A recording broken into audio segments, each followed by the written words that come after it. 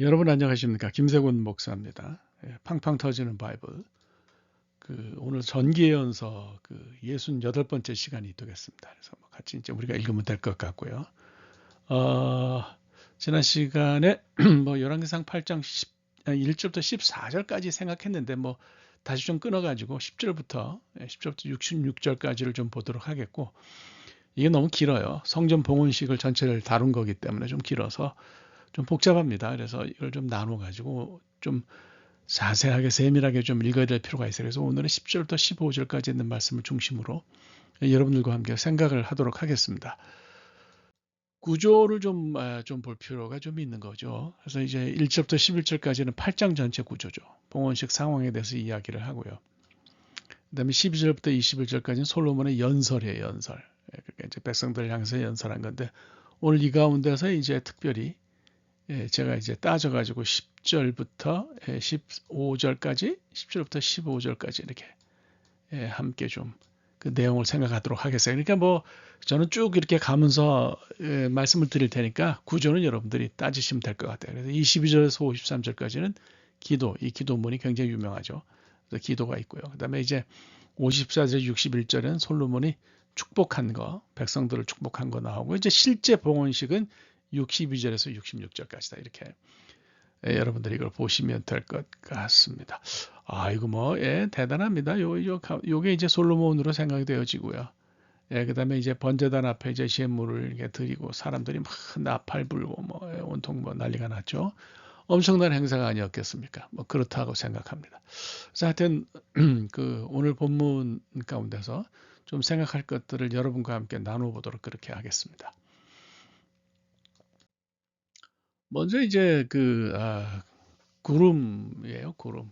10절, 11절 이제 우리가 이제 생각해야 되는 것은 그 뭐 다른 거라기보다도 구름에 관한 그런 얘기예요. 구름에 관한 얘기. 그래서 구름에 관한 그런 얘기와 하나님의 영광에 관한 얘기가 나와요. 그래서 이 얘기는 사실 제가 좀 하고 싶었어요. 하고 싶었기 때문에 오늘 이렇게 여러분들에게 설명을 하려고 그렇게 생각을 하는 거죠. 그래서 구름 얘기부터 좀 먼저 좀 할까요? 구름 얘기부터 좀 먼저 좀 하면, 구름은 구약 성경에서 하나님의 임재를 나타내는 이제 그런 거라고 볼 수 있어요. 11절 보면 이제 뭐 구름과 영광에 대해서 이야기를 쭉 하는데, 그래서 우리가 잘 알다시피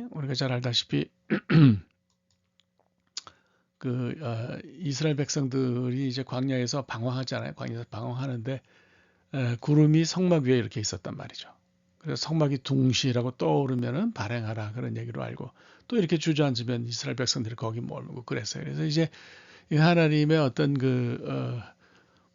하나님의 모습이 여기 이제 드러난 거다. 이렇게 우리가 이것을 생각을 할 수가 있는 것 같습니다. 잘 생각하시면 좋을 것 같고, 시내산 위에도 마찬가지죠. 시내산 위에도 구름이 있었어요. 그래서 이런 구름은 하나님의 임재의 상징이다 이렇게 볼 수 있고, 이 구름과 연결돼 가지고 사용되는 것, 그것이 이제 영광이에요. 영광을 좀 생각해 보죠.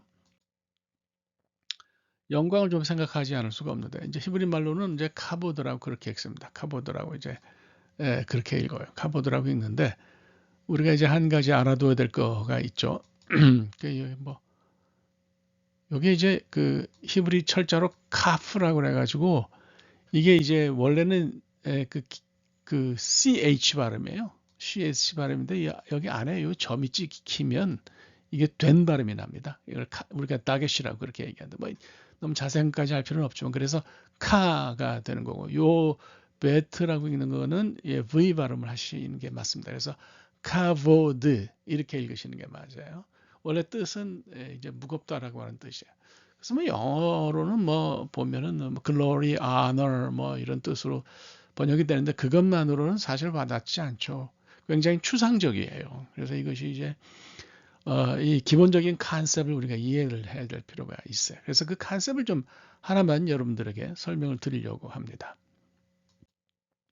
이게 이제 어떤 거냐면, 이 카보드가 카바드라는 말에서 왔다 그랬잖아요. 이게 무겁다.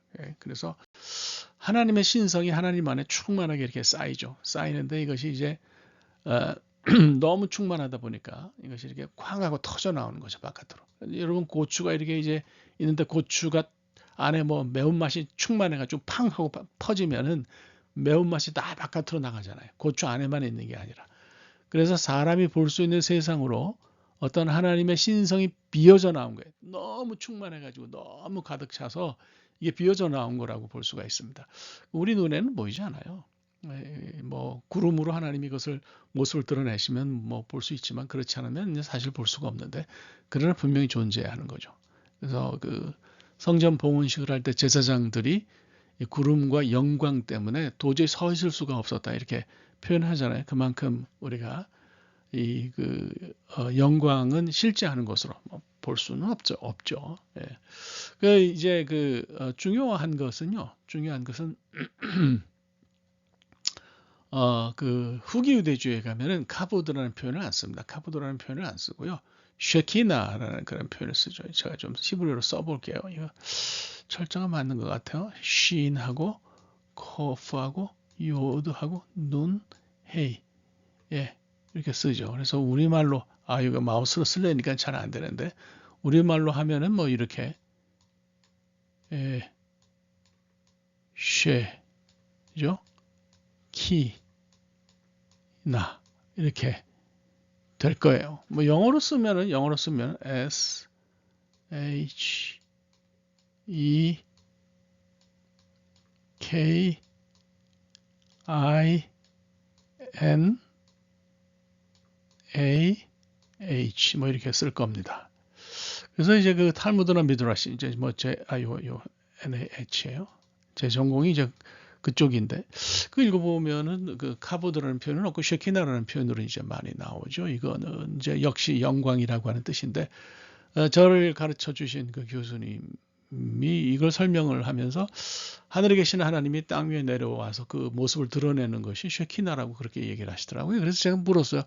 그럼 우리 그 기독교에서 말하는 삼위일체 가운데 예수 그리스도가 하나님이라고 우리는 생각하는데 그분이 땅에 내려오셔서 일하신 것과 같은 원리냐 그랬더니 요즘 난처한 표정을 지으면서 우리는 삼일체 유대인들은 삼일체 인정 안 하니까 삼일체를 인정하지 않지만은 원리는 뭐 그렇게 볼 수도 있겠다고 그렇게 얘기하시는 걸 들었어요. 그래서 결국 이제 영광이라고 하는 것은 하나님 자신이고 이것이 후대 이제 유대주의 오면서는 더 이제 분명해졌다. 뭐 이렇게 여러분들이 이것을 생각하시면 될 것 같네요. 솔로몬이 이제 연설을 하면서 하나님이 캄캄한데 그 캄캄한 곳에 계시길 원하셨으나 나는 이렇게 집을 근사하게 지어놓고서 그러고서 이제 여기 하나님 모셨다. 이게 이제 지성소 안에 있으면 지성소는 깜깜할 거 아니에요. 깜깜하죠. 그래서 여기 이제 두 날개 그룹 사이에 이제 하나님이 여기 계시니까 여기서 이제 하나님이 이스라엘 백성을 만나시겠다 그러셨으니까 이제 그런데 저는 솔직히 얘기하면은 이스라엘 백성 신앙적으로 망가지고 바알을 받아들이게 되고 결국은 바빌론에 망하게 된 것은 그 하나님을 이렇게 잘 만들어진 그 영원한 처소라고 표현했는데 솔로몬이 이런 처소에 하나님을 모셔놓고 1년에 기껏해 명절 때 절기 때 3번 찾아간 거. 그러니까 뭐 사실 우리가 3대 절기 그러지만 큰 명절이 4개가 있죠. 신년절기까지. 근데 신년절기는 초막절 뒤에 이어서 오니까 그건 우리가 따로 뭐 그 나팔절하고 연결해서 이렇게 하니까 계산하지 않아서 그런데 4번인데 어쨌거나 기본적으로는 뭐 6월절, 오순절, 그다음에 이제 초막절 내지는 장막절 같은 이름이니까 그때 이제 그 이스라엘 백성들 장정만 그것도 가서 제사를 드리면 됐어요. 그래서 제가 생각할 때는 이스라엘 백성들이 광야에 있을 때는 이 하나님하고 같이 있었거든요.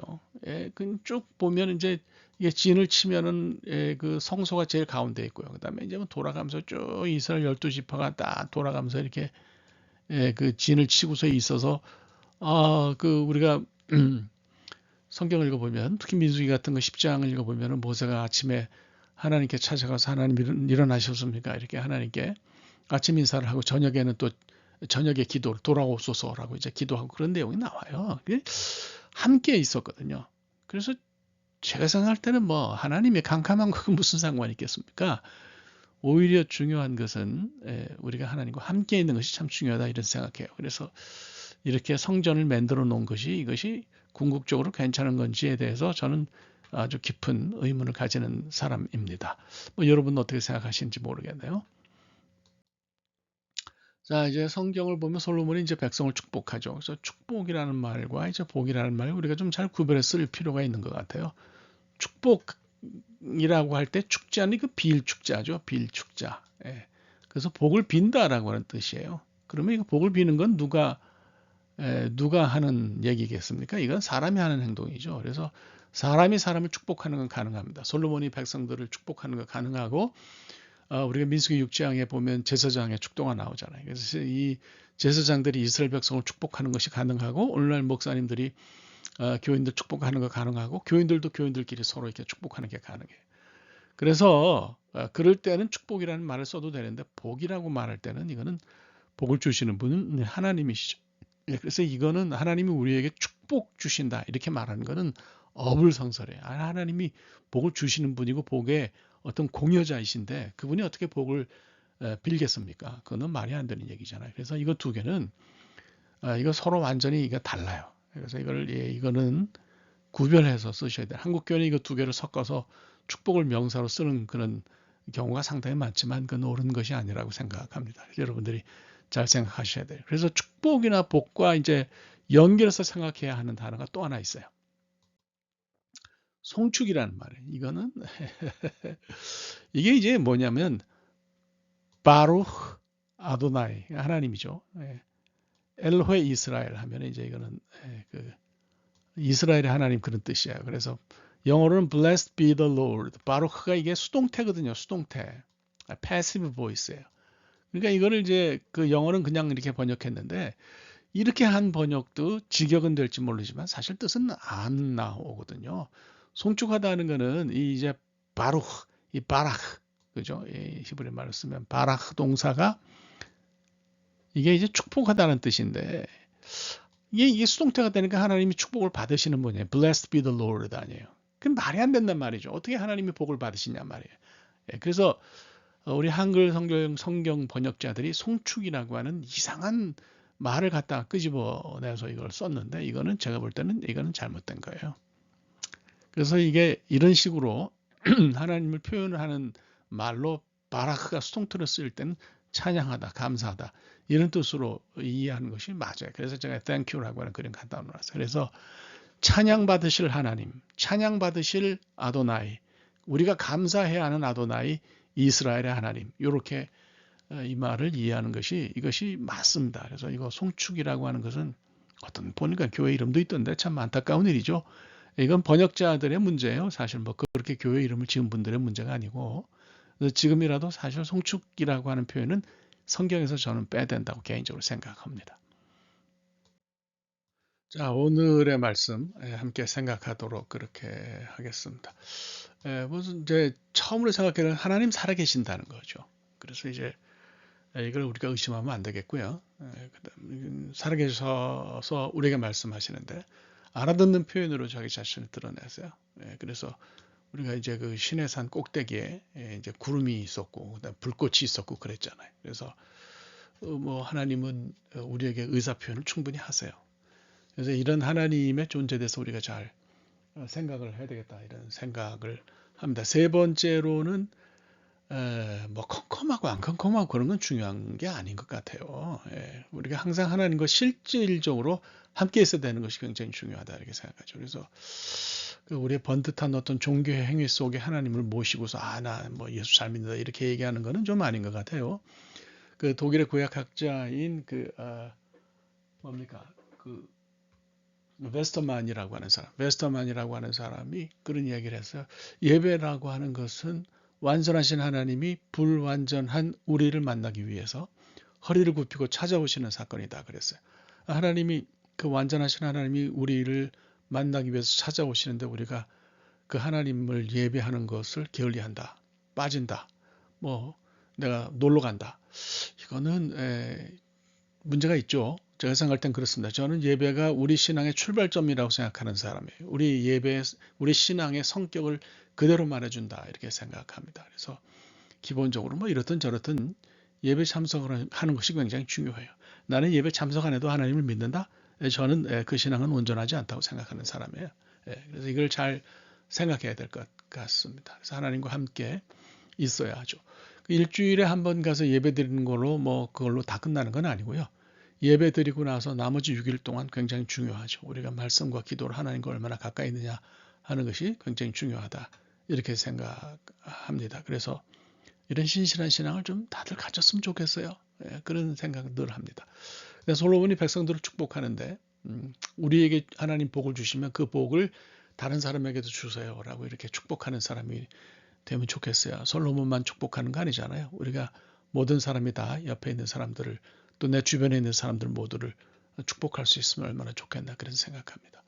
오늘 여기까지 하겠고요. 이어서 다음 시간에 계속해서 솔로몬의 봉헌 기도를 함께 다루도록 하겠습니다. 대단히 감사합니다. 고맙습니다.